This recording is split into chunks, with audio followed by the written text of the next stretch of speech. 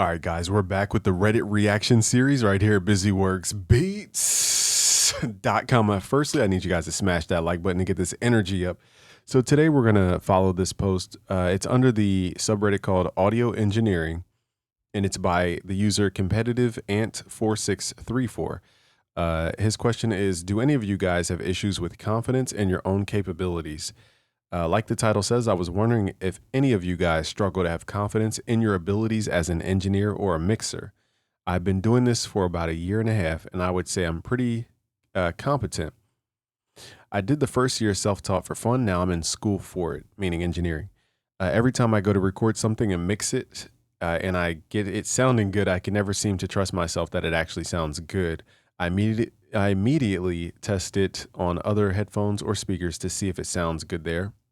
And even when it does, I always tend to think to myself, what if I only think it sounds good because I made it and some other more experienced engineers would think it sounds terrible? Even though my mentors seem to think what I am doing is sounding really good, how do I stop the feeling in the back of my head telling me I suck at this and just learn to appreciate the work? So something that I found, which is a really good help in this, is it's not really a mindset. What it really is you getting access to the same files that your pro mixing engineer idols use.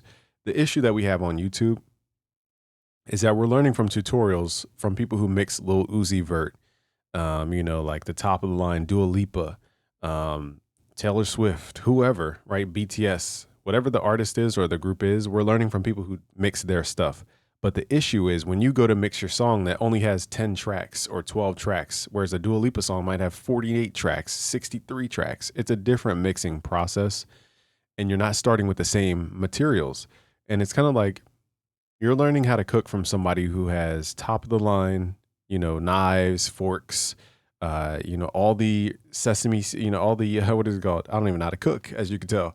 All of the seasoning, every ingredient they could think of, all the bowls, all the high-end knives and everything. And then you start here with a butter knife, some peanut butter and jelly, and you're like, okay, I want to follow this person on how to cook. You don't have the same starting material. It's not that your material is worse.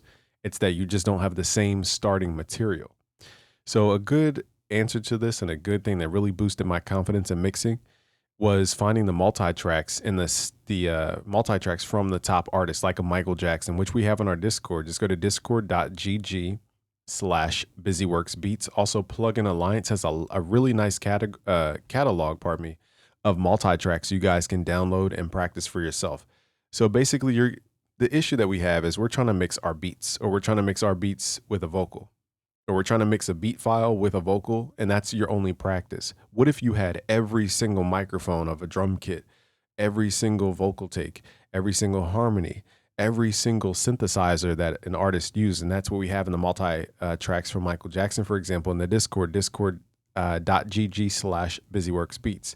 And it gave me so much confidence to mix because I'm listening. Firstly, you acknowledge that you're listening to magic. You're like, this is magic. This is not human. And then you listen to Michael Jackson's mastery and you're like, this is amazing. And you get so, you treat it almost like a vinyl. You treat it very special. It's not like a typical song where you're like, let me just quickly run through this and make it clip and just call it a day. You treat it like a special piece of art and you're like, I don't want to mess up this special piece of art. And you make different decisions, I found, when you're mixing something that's a masterpiece. And you realize very quickly, you're like, oh, it wasn't some secret formula that they had. It's just that they started with the greatest masterpiece of all time. That's how they got their mix to sound so good. It's just that we have different starting material.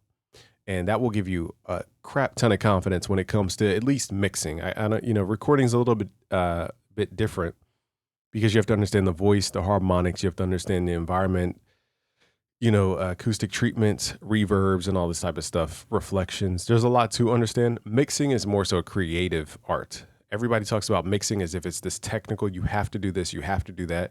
Mixing is the same thing as sound design. When you really get into mixing, it's sound design.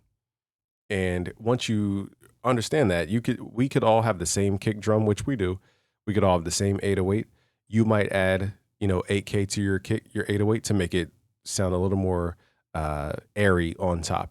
I might distort it through a saturator and hit it with Fruity Soft Clipper to make it just hit harder. Somebody else may widen the 808 and give it a time delay and add some chorus. Now they have a really nice wide 808. We're all going to do different things to the samples is my point. And that's what makes mixing creative. It's not a technical thing. Okay.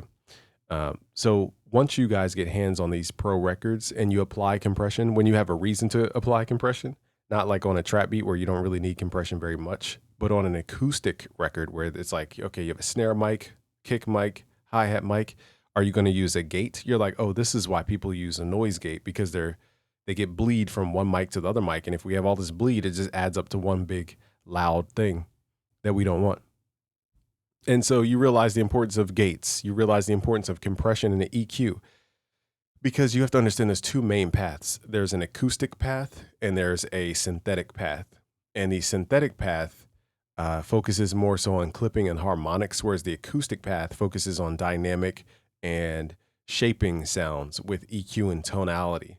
I found, okay, I'm generalizing here because if you think about a synthetic sound, you start with a sine wave and you have to add harmonics in order to shape out the different tonalities of a sound. Acoustic sounds, you already have an existing thing that exists. It's, however many harmonics, and it has its own timbre.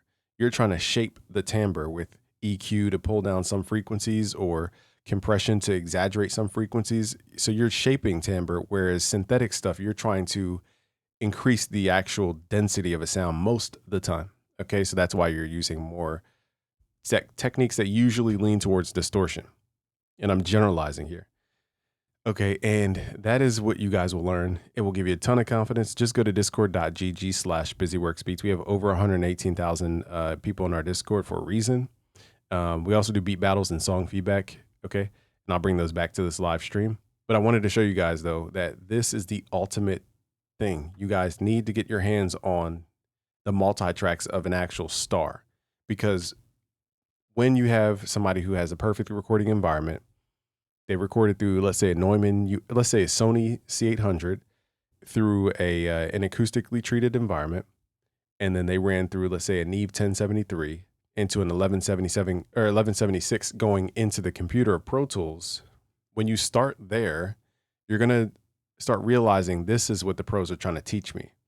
But when you're starting with your at-home vocals that don't have any acoustic treatment, you have reflections off the walls, you have a mic that isn't the same timbre as a Sony C800, you're going to get different results because your starting point, your materials are completely different. And that's why people can't understand how to learn mixing on these tutorials. It's because we're trying to make a we're trying to make a Chick-fil-A sandwich out of a peanut butter and jelly starting point. And you can't do that. Okay. And that's the issue that we have. So my final point here is, if you want to build your confidence in mixing, specifically mixing, get your hands on the pros multi-tracks. It will give you so much more confidence because you'll start thinking more creatively and not technical. Because usually speaking, when the pros give you multi-tracks, they're not messy. Okay, somebody who's doing this out their bedroom, they might have mud from the microphone that you don't know, the air conditioner's running, and you got the, them hitting the floor on the mic, so you got this rumble you didn't realize.